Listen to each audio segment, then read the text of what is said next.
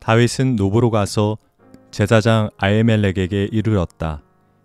아히멜렉이 떨면서 나와서 다윗을 맞으며 물었다. 동행자도 없이 어떻게 혼자 오셨습니까?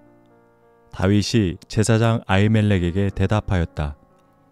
나는 임금님의 명령을 띠고 길을 떠났습니다.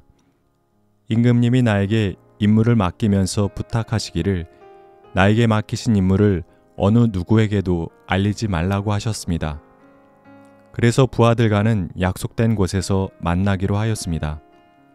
그런데 지금 제사장님, 혹시 무엇이든 가까이 가지신 것이 좀 없습니까? 빵 5덩이가 있으면 저에게 주십시오. 그렇게 안 되면 있는 대로라도 주십시오. 그러자 제사장이 다윗에게 말하였다. 지금 보통 빵은 내게 없고 있는 것은 거룩한 빵뿐입니다. 그 젊은이들이 여자만 가까이 하지 않았다면 줄 수가 있습니다.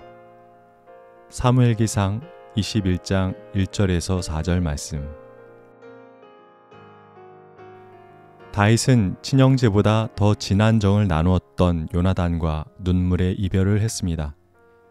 다윗은 완전히 혼자가 되었습니다. 아니, 단순히 혼자가 된 것이 아니라 도망자가 되었습니다. 한때는 이스라엘 최고의 장수였으며 왕의 경호대장이자 사위였던 다윗이 이제 도망자가 된 것입니다.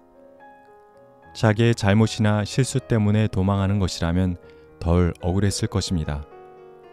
자기가 한 일이라고는 나라와 왕을 위해 충성스럽게 헌신한 것밖에 없는데 왕이 그런 자신을 높여주고 칭찬해주기는커녕 시기심과 두려움 때문에 죽이려는 현실이 받아들이기 힘들었을 것입니다.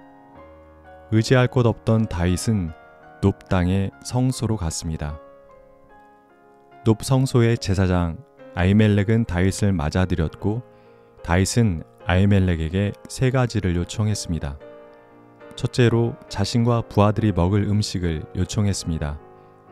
아히멜렉에게는 먹을 것이 없었습니다. 가지고 있는 것이라고는 하나님의 제사상에 올리는 거룩한 빵뿐이었습니다. 율법은 거룩한 빵은 제사장만 먹을 수 있다고 규정하고 있었습니다. 그런데 아히멜렉은 다윗과 부하들이 여자를 가까이 하지 않았다면 빵을 줄 수 있다며 그 빵을 내어주었습니다. 둘째로 무기를 요청했습니다. 가장 거룩한 곳 성소에 와서 무기를 요청한다는 것이 이상합니다만 다윗은 이미 자기가 죽이고 획득했던 골리앗의 칼이 그곳에 있던 것을 알고 요청했던 것이 아닌가 싶습니다. 아히멜렉은 그 칼도 다윗에게 내어주었습니다. 다윗이 아히멜렉에게서 얻은 것은 그 2가지만이 아니었습니다. 오늘의 말씀과 이어지는 22장을 보면 다윗은 제사장 아히멜렉에게 자신이 앞으로 무엇을 해야 하는지도 알려달라고 요청했습니다. 제사장은 자신을 찾아와 앞길을 알려달라고 청하는 이에게 우림과 둠밈이라는 도구를 통해 하나님의 뜻을 알려주고는 했는데 아히멜렉은 다윗의 요청에도 응답해 그가 무엇을 해야 하는지를 알려준 것입니다. 그때 마침 높 성소에 와 있던 사울의 사람 에돔 출신의 도액이 그 모든 것을 목격했습니다. 다윗은 자기가 도와준 아히멜렉에게 좋지 않은 일이 일어날 수도 있다는 것을 알았지만 제코가 석자였던 다윗은 그 부분까지 신경을 쓸 수가 없었습니다. 다윗은 바삐 블레셋 가드의 왕 아기스에게로 도피했습니다. 블레셋 가드는 골리앗의 고향이기도 했습니다. 자기가 죽인 장수의 고향으로 피신을 간다는 것이 얼핏 이해가 되지 않습니다만 블레셋 가드는 이스라엘과 대치 중이었고 원수의 원수는 친구가 될 수도 있기에 사울의 원수인 아기스에게로 피했던 것으로 보입니다. 그러나 아기스의 신하들이 자신을 적대적으로 대하자 다윗은 미친 척 연기를 하며 위기를 모면했습니다. 성문 문짝에 아무렇게나 글자를 끄적거리기도 하고 수염에 침을 질질 흘렸던 것입니다. 오늘의 본문 속에서 제사장 아히멜렉이 다윗을 맞을 때 떨면서 맞아들였다고 기록하고 있습니다. 왜 떨면서 맞아들였을까요? 다윗이 무서워 떨었던 것은 아니었을 것입니다. 도망자가 되었던 다윗이 제일 처음 찾아간 사람이 아히멜렉이었다는 점, 그리고 22장에서 아히멜렉이 사울 앞에서 용감하게 다윗을 두둔했던 점으로 보아 다윗과 아히멜렉 사이는 각별했던 것으로 보입니다. 아히멜렉은 홀로 자기를 찾아온 다윗의 방문이 결코 평범하지 않은 방문이며 이 방문이 자신에게 좋지 않은 결과를 가져올 수도 있다는 것을 직감적으로 느꼈던 것입니다. 아히멜렉은 다윗과 사울 왕과의 관계가 어긋났으며 왕이 다윗을 죽이려 한다는 사실을 이미 알았을 수도 있습니다. 좋은 관계를 맺던 사람이지만 권력자의 눈밖에 난 사람이 자기를 찾아왔습니다. 아히멜렉은 떨리는 가운데 어려움에 처한 다윗을 돕는 쪽을 선택했습니다. 다윗을 돕기 위해 아히멜렉은 여러 규율을 깼습니다. 제사장만이 먹을 수 있는 거룩한 빵을 그에게 나누어 주었습니다. 국가의 재산으로 여겨졌을 골리앗의 칼도 그에게 내어주었습니다. 위기에 처한 다윗이 앞으로 무엇을 어떻게 해야 하는지를 하나님께 여쭈어보고 그 답을 알려주었습니다. 그런 행위 하나하나는 참으로 위험한 것들이었습니다.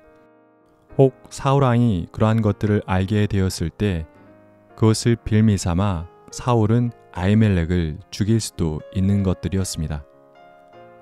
다윗은 사무엘기서의 주연이고 아히멜렉은 작은 조연에 지나지 않습니다.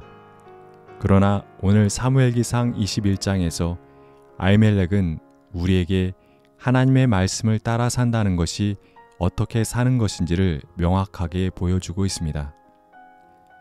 예수님께서 제자들과 안식일의 밀밭 사이를 지나가실 때 배가 고팠던 제자들이 밀 이삭을 잘라 먹었습니다. 바리새파 사람들은 이것을 보고 예수님께 당신의 제자들이 안식일에 해서는 안 되는 일을 했다며 따졌습니다. 예수님께서는 그 말을 들으시고는 아히멜렉이 다윗을 위해 했던 일을 예로 드시면서 제자들을 두둔하셨습니다. 율법 규율을 수행하는 것보다 더 중요한 것은 율법의 정신인 자비를 행하는 것입니다. 율법의 정신인 자비를 행하는 것은 때때로 우리에게 많은 대가를 요구하기도 합니다. 우리도 그렇게 떨리는 순간을 맞게 되었을 때 아히멜렉과 예수님처럼 율법이 아닌 자비를 선택할 수 있는 사람들이 될 수 있으면 좋겠습니다.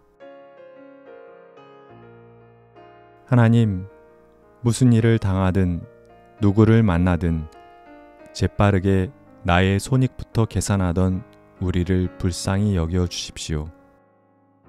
떨면서도 자비를 선택했던 아히멜렉을 기억하겠습니다.